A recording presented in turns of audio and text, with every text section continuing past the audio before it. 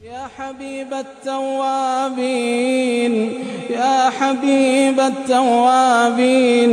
يا أمان الخائفين يا رجاء المنقطعين سبحانك ما عبدناك حق عبادتك ولا شكرناك حق شكرك ولا قدرناك حق قدرك.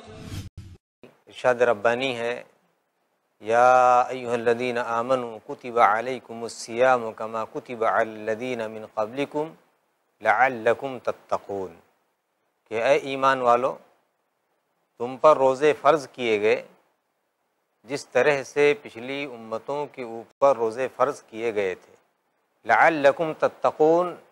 تاکہ تم متقی اور پرہیزگار بن جاؤ۔ اللہ تبارک تعالیٰ نے روزے کی فرضیت کا اس میں ایک مقصد بتا دیا ہے کہ روزہ اس وجہ سے فرض کیا گیا تاکہ انسان متقی اور پرہیزگار بنے، اس کے اندر اللہ تبارک تعالیٰ سے خوف، اللہ تبارک تعالیٰ سے اس سے ڈر اور اللہ تبارک تعالیٰ کے عذاب کا خوف اس کے دل کے اندر رہنی چاہیے، اور یہ روزے سے ہمیں حاصل ہوتی ہے۔ ایسے ہی باری تعالیٰ نے قرآن کریم کی ایک دوسری آیت کے اندر ارشاد فرمایا شہر رمضان الذی انزل فیہ القرآن ھدی للناس وبینات من الھدی والفرقان، کہ اللہ تبارک تعالیٰ نے اس رمضان مبارک جس کے اندر قرآن کریم کا نزول ہوا، ھدی للناس،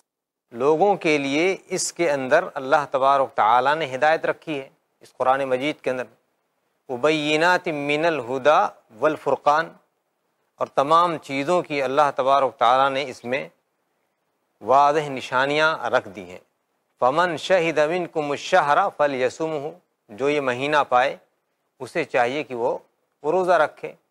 آگے چل کر کے اللہ تبارک تعالیٰ نے اس آیت کے آخری ٹکڑے میں یہ بات کہہ دی ہے وَلَعَلَّكُمْ تَشْكُرُونَ، تاکہ تم اللہ کے شکر گزار بندے بن جاؤ، اللہ کے شکر کرنے والے لوگ بن جاؤ۔ یعنی گویا کہ ایک طرف اتقاء، تقوی، پرہیزگاری اس روزے کا مقصد ہے، اور دوسرا مقصد یہ ہے کہ اللہ تبارک تعالیٰ کے انعام اور اکرامات کا بندہ شکر ادا کرے، اللہ تبارک تعالیٰ نے جو اس کے اوپر احسانات کیے ہیں ان تمام چیزوں کو یاد کرے۔ یہ اس روزے کے خاص مقاصد میں سے اللہ تبارک تعالیٰ نے یہ مقصد رکھا ہے۔ جزاک اللہ خیر شیخ۔ ناظرین کرام، شیخ کے جواب سے ہمیں بہت ساری اچھی باتیں سیکھنے ملی، لیکن اس میں سے دو خاص باتیں یہ ہیں کہ روزے کی فرضیت کیوں کی گئی۔ سب سے پہلے تو انسان تقوی اختیار کرے، اور دوسری بات یہ پتہ چلی ہم اللہ کا شکر ادا کریں۔